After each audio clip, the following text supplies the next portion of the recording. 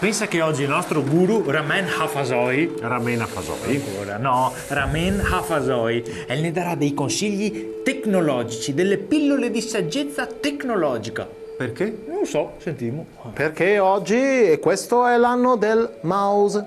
Ah, l'anno del topo, adesso con l'evoluzione sarà l'anno del male. Non lo so, ascoltiamo. Consiglio tecnologico. Vorresti fare un setup della tua vita lavorativa ormai finita nel cestino, poiché i file della tua esistenza sono stati danneggiati? Fatichi a scaricare, il tuo disco non è più rigido come un tempo, tega backup una zanzara? Che dire? Il tuo sistema ha subito un danno irreversibile. E allora versi Windows and Desk? Cioè, mi posso fare Ctrl Alt Canc e andare via? No, ascolta Marco, ascolta. Ma cos'è sta roba? Cos'è sta roba Consigli qua? tecnologici, fidati, ascolta.